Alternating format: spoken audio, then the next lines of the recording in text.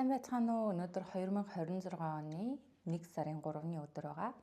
Өнөөдөр 203 дугаар хуудаснаас номоо уншиж эхэлцгээе.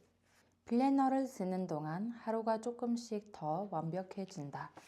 이제 여러분의 눈앞에는 버드하우스가 그려져 있다.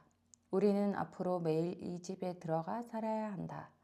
그러려면 빈 노트와 버드하우스에 이어 버드 루틴의 마지막 세 번째 아이템, 플래너가 필요하다. 플래너는 하루를 시간대별로 계획할 수 있는 스케줄러라고 이해하면 쉽다. 보통 우리가 가장 흔하게 써왔던 일반적인 다이어리 형태다. 사람들은 매일매일 중요한 스케줄과 투두리스트를 체크하기 위해 플래너를 쓰곤 한다. 특히 연말이 다가오면 습관적으로 다이어리를 사지만 대부분 한두 달 지나면 쓰는 걸 포기하는 이들이 많다. 왜 그럴까? 그동안 우리가 쓰던 플래너에는 일만 들어있고 삶이 들어있지 않기 때문이다. 플래너가 독한 교관처럼 생산성을 높이라며 매일 투두리스트를 들이대면 부담스러울 수밖에 없다. 싫은 사람을 피하듯 나도 모르게 피하게 된다. 이런 플래너는 열심히 써도 문제다. 비인이 빠진 플래너는 투두리스트 노동자 다이어리에 불과하기 때문이다. 잇마인드가 시키는 투두리스트만 열심히 체크하다 보면 번아웃이 오거나 엉뚱한 곳에 와 있는 자신을 발견한다. 우리가 쓰는 버드 플래너는 일을 잘하기 위해 생산성을 높이기 위해 쓰는 것이 아니다. 일뿐 아니라 삶 전체를 내가 원하는 모습으로 만들기 위해 쓰는 것이다. 조금 더 구체적으로 말하면 버드하우스의 루틴들을 오늘 내 하루에 충실히 반영하기 위해 쓴다. 딥마인드가 만든 인생의 큰 그림이 오늘 24시간 안에 디테일하게 구현될 때 비로소 오거나이징이 완성한다. 하루는 계획하는 만큼 바뀐다. 그렇다면 플래너를 어떻게 써야 할까? 먼저 플래너 고르는 방법부터 잠깐 얘기하면 플래너는 주간으로 구성된 것이 좋다. 그래야 노트를 펼쳤을 때 주간 일정이 눈에 들어오고 앞뒤로 일정을 조율하기 편하다. 또 플래너는 늘 가지고 다니면서 봐야 하는 만큼 부피가 너무 크거나 무겁지 않아야 한다. 그런 면에서 일과는 너무 두껍다. 주간 플래너 정도가 적당하며 작게라도 시간이 적혀 있어야 하루의 일정을 짜기가 수월하다. 플래너가 준비됐다면 이제 본격적으로 하루 일정을 오거나이징 해보자. 첫 번째는 지침 시간과 기산 시간을 정한다. 나는 플래너에 가장 먼저 지침 시간과 기산 시간을 쓰고 옆으로 줄을 긋는다. 8시간의 수면 외에는 아무것도 들어오지 못하도록 미리 막는 것이다. 요즘 나는 밤 11시에 잠들고 오전 6시에 일어나려 애쓰고 있다. 일정이 바쁠 때는 약간씩 변동이 있지만 웬만하면 7시간 정도는 꼭 수면을 취한다. 예전에는 체력도 좋았고 하고 싶은 일도 많아 밤잠을 줄이며 일했다. 바빠지면 가장 먼저 줄이는 것이 잠자는 시간이었다. 그러나 수면에 관한 다양한 책을 읽고 의사들을 만나며 생각이 바뀌었다. 7시간의 잠이야말로 내 건강을 지키는 가장 중요한 기둥이라는 사실을 알았기 때문이다. 수면의 가장 큰 이점은 뇌 속에 쌓인 노폐물 청소다. 낮 동안 뇌 활동으로 쌓인 찌꺼기는 오직 수면으로만 깨끗하게 청소할 수 있다. 그러려면 최소 7시간 정도의 수면 시간이 필요하다. 그 정도 잠을 자지 않으면 노폐물이 계속 쌓여 나중에 치매의 원인이 된다. 이건 어떤 운동이나 영양제 섭취로도 대체할 수 없다. 오직 잠만 해결할 수 있다. 이렇게 중요한 잠을 우리는 그동안 너무 훌대했다. 잠을 많이 자면 경쟁에서 뒤처진다는 협박을 어릴 때부터 들었기 때문이다. 이제 잘못 주입된 생각을 바꿔보자. 건강을 지키려면 7시간 수면부터 반드시 확보해야 한다. 플래너에 가장 먼저 써야 할 것도 지침 시간과 기산 시간이다. 두 번째는 그날의 중요한 일정을 적는다. 회사 일로 이미 약속된 미팅이나 점심 또는 저녁, 보고서 제출, 행사 같은 군적인 일들이다. 시작하는 시간, 소요되는 시간 등을 체크해 플래너에 적는다. 이렇듯 내 의지로 움직이기 어려운 일정을 먼저 확인해야 나머지 시간을 효율적으로 조정할 수 있다. 세 번째는 본격적인 루틴을 배치한다. 매일 아침마다 영양제 먹는 것을 루틴으로 정했다면 플래너에 먹는 시간을 쓰고 습관이 될 때까지 계속 체크한다. 만약 일주일에 3회 헬스장 가기를 루틴으로 정했다면 어느 요일에 가고 몇 시에 갈 것인지 구체적으로 시간을 정해 플래너에 적는다. 운동하는 시간뿐 아니라 준비하고 헬스장으로 오가는 시간까지 고려해 현실적으로 적는 것이 좋다. 그래야 스케줄이 뒤로 밀리지 않고 시간에 쫓기지 않는다. 가족 간의 관계 회복을 위한 루틴도 플래너에 구체적으로 써야 한다. 마지막 네 번째는 루틴 외에도 챙겨야 할 그날의 특별한 도잉 리스트를 적는다.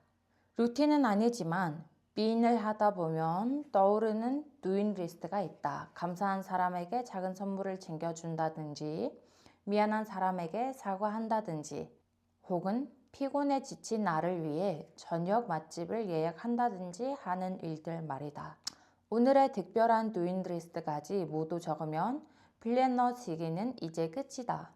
글로 적어서 내용이 길어졌지만 직접 써보면 글이 오랜 시간 걸리지는 않는다. 플래너 작성 초반에는 새로운 루틴들을 일상에 어떻게 적용할지 계획하느라 시간이 걸릴 수 있다. 그리고 막상 실행 단계에서 시행착오는 당연하며 생각보다 실행이 아예 안 되는 루틴도 보일 것이다. 그럴 때는 실행력이나 의지를 탓하기 전에 오거나이징에서 부족한 점이 없었는지 다시 꼼꼼하게 살펴야 한다. 루틴의 실행 과정을 미리 시뮬레이션 해보고 무엇을 언제 어떻게 실행할 것인지 구체적으로 작업 지시서를 플래너에 써보자. 이런 과정을 통해 루틴이 완전히 자리 잡으면 플래너 쓰는 시간이 확연히 줄어들 것이다.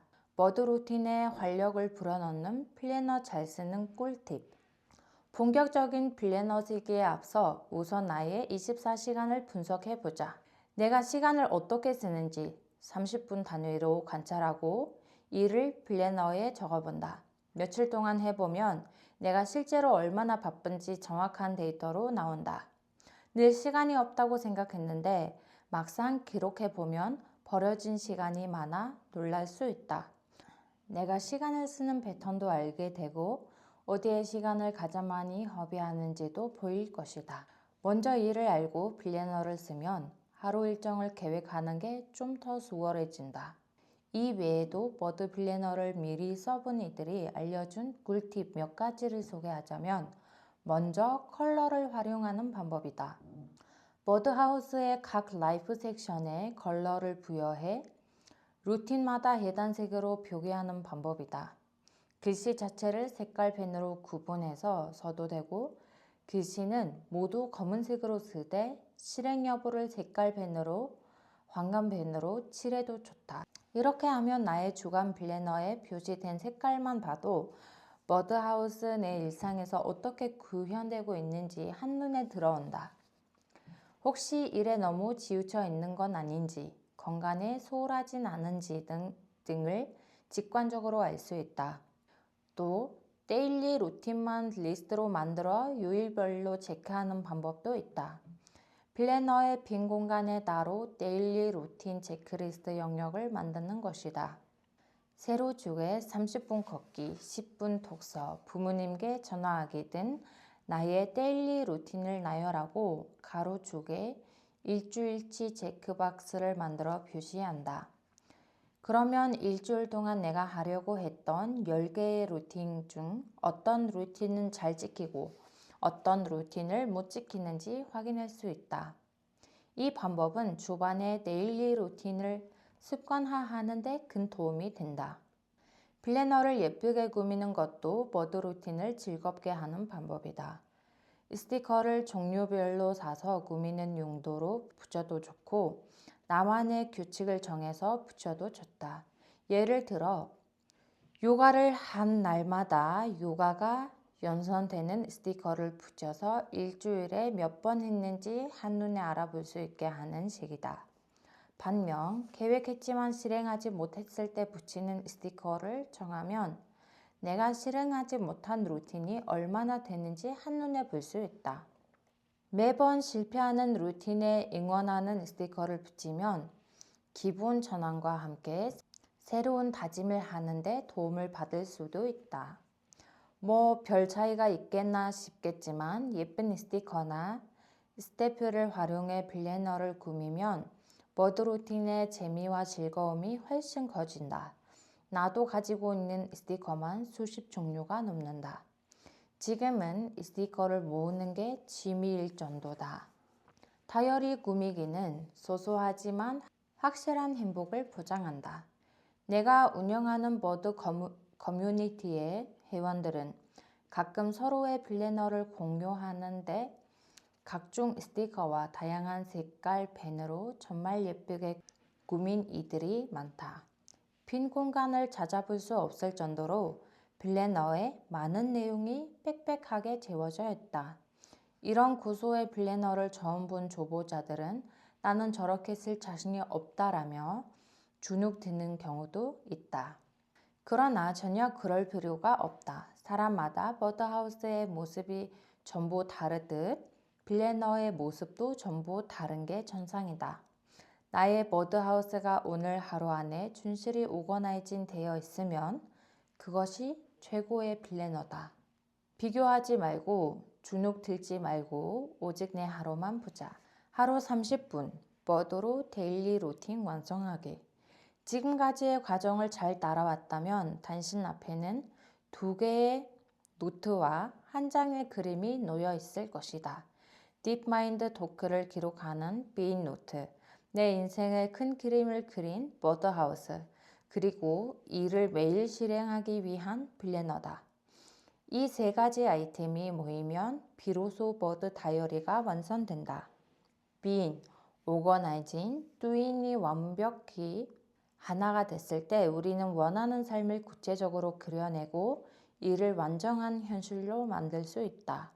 그것이 바로 하루 30분 버드 데일리 루틴이다. 매일 버드 루틴을 하는데 30분이면 충분하다.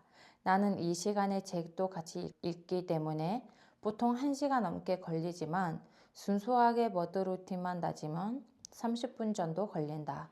버드 루틴은 일단 빈 노트와 버드하우스, 플래너를 전부 책상 위에 펼치는 것으로 시작한다. 버드 루틴의 첫 번째는 플래너로 어제를 리뷰하기다. 플래너에 내가 전날 적어놓은 일정과 루틴, 그 밖에 도잉 리스트가 적혀 있다. 이를 보면서 어제 하루 계획대로 잘 진행됐는지 살펴본다. 무엇을 해냈고 무엇을 못했는지 체크하는 것이다. 그렇게 하루를 리뷰하다 보면 감침반할 것이 나온다. 이 내용을 자본이 비인 노트에 쓴다. 그것이 2번째 비인 노트로 감침반하기다. 어제 하루 중 감사한 일 혹은 좋지 않은 일이었지만 감사로 뒤집어 볼 만한 일을 쓴다. 나를 응원하고 격려할 진창의 말도 잊지 않는다. 하기로 했지만 못한 일이 있으면 왜 못했는지, 어떻게 하면 실행할 수 있을지 고민해 본다. 머리로만 하면 막연했을 생각들이 비인 노트에 쓰다 보면 조금씩 불리기 시작한다. 비인, 오거나이징, 도잉을 하나로 연결하라. 3번째는 플래너로 오늘 준비하기다. 감침반을 하면서 나왔던 내용을 반영해 오늘의 계획을 세우는 것이다. 이때 버드하우스도 함께 보면서 내가 정한 지붕과 기둥들이 오늘 안에 잘 배치되어 있는지 확인한다. 일주일 정도를 앞뒤로 훑어보면서 이번 주 안에 나의 버드하우스가 균형감 있게 잘 들어가 있는지 확인한다. 이렇게 플래너에 오늘의 세부 계획을 다 적으면 끝이다. 마지막 4번째 비인 노트에 오늘의 질문식이다. 이사나 이직 등 중요한 결정을 앞두고 딥마인드 토크가 필요하거나 요즘 고민하는 인간관계처럼 최근 떠오르는 특별한 이슈에 대해 생각하는 시간이다. 아니면 오랫동안 미뤄두었던 인생의 질문들, 앞으로의 꿈이나 나는 무엇을 할 때 좋아하는지 등을 빈 노트에 하나하나 쓰면서 답을 찾아봐도 좋다. 오늘의 질문을 감침반할 때 같이 해도 되지만 이 질문은 금방 답이 나오는 게 아니다. 하다 보면 시간에 쫓겨 오늘 하루 계획을 제대로 세우지 못할 수도 있다. 따라서 세 번째 단계까지 끝난 뒤 다시 빈 노트로 돌아가 오늘의 질문을 여유 있게 물어보기 권한다. 나는 요즘 이 단계의 시간을 가장 많이 쓰고 있다. 어떤 질문은 2주 정도의 시간이 걸리기도 한다. 살다 보면 쉽지 않은 인생 질문이 훅 들어올 때가 있다. 그럴 때 조급하게 답을 내지 말고 여유 있는 주말 시간을 활용해 딥 토크에 집중하는 것이 좋다.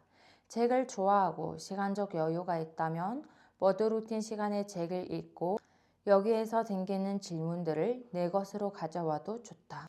책은 언제나 딥마인드를 일깨우는 가장 좋은 학습 데이터이자 영감의 원천이다. 나와 함께 6개월 이상 워드 루틴을 함께 한 주부는 인터뷰 때 이런 말을 한 적이 있다. 저는 집에서 성경을 읽으며 묵상을 자주 하는데 남편은 나에게 정말 고마운 사람이야. 남편한테 잘하자라고 생각하면서 눈물을 흘릴 때가 많았어요. 그런데 눈물로만 끝나지 실천으로 이어지지 않더라고요. 워드 루틴은 비인을 한 다음 바로 오거나이징으로 이어지는 게 가장 큰 장점이에요. 묵상을 끝난 다음 플래너에 오늘 남편 3번 칭찬하기, 점심에 뭘 먹었는지 물어보기, 같은 작은 두인 리스트를 적고 매일 실천하니까 남편과의 관계가 엄청 돈독해지더라고요. 한 인간의 변화와 성장은 한 가지 힘만으로 이루어지지 않는다. 인생을 변화시키려면 성찰하고 깨닫는 힘이 반드시 필요하지만 그것만으로 완성되지 않는다. 어떻게 이루어낼 것인지 방법을 계획하는 베테랑 프로젝트 매니저의 능력이 있어야 하고 이를 끝까지 해내는 실행력이 받쳐줘야 한다. 비인과 오거나이징, 두인 통합적으로 움직여야 비로소 딥마인드 미션이 최종 실행되고 딥마인드의 자동 진화 프로세스가 완성된다. 그 실체가 바로 내 눈앞에 펼쳐진 3가지 아이템, 즉 워드 루틴 다이어리다. 나만의 특별한 성공 레시피를 향하여 지금까지 우리는 수많은 자기개발 콘텐츠를 만났다. 성공한 사업가나 유명인의 마인드세트를 들으며 동기부여를 받기도 했을 것이다. 그들은 잇마인드의 베테랑으로 운동법, 건강관리법, 인간관계, 대화법, 재택 등은 물론 실행을 도와주는 습관, 시간관리, 다이어리 정리법까지 친절하게 다 알려줬다. 그러나 이들의 성공 공식은 그들에게 최적화된 레시피다. 이런 성공 방법이 있다고 참고할 수는 있지만 막상 따라하기는 어렵다. 각자의 몸이 다르고 살아온 환경과 타고난 기질, 재능, 성품이 너무 다르다. 따라서 아무리 감동적인 성공 스토리를 들어도 우리는 마지막에 늘 다시 물을 수밖에 없다. 정말 대단한 삶이었네요. 그런데 저는 어떻게 하죠? 나는 제게 주인공처럼 찢어지게 가난한 집에서 태어난 것도 아니고 기질적으로 도전과 모험을 좋아하는 사람도 아니다. 그는 자녀가 3이나 있어 그토록 열심히 살았지만 나는 결혼도 안 했고 굳이 부자 아빠가 되고 싶지도 않다. 그와 나는 처한 상황이나 자란 환경 등 모든 것이 달라 그의 레시피를 나한테 어떻게 적용해야 할지 모르겠다. 그래서 자기계발서를 읽을수록 자괴감에 빠지는 이들이 꽤 많다. 열악한 상황에서도 결국 해내는 사람들을 보며 용기를 얻을 수 있지만 반대로 몇 년 전의 제자리 걸음인 자신이 작고 초라하게 느껴질 수 있다. 이미 우리 사회의 성공 레시피는 차고 넘친다. 지금 우리에게 가장 필요한 것은 성공한 이들의 경험담이 아니다. 각자에게 최적화된 변화와 성공의 경험을 스스로 만들 수 있는 딥마인드 자동 진화 시스템이다. 버드 루틴은 수중에 돈이 있든 없든 나이가 많든 적든 성격이 내향적이든 외향적이든 지금 어떤 상황이든 상관없이 바로 시작할 수 있다.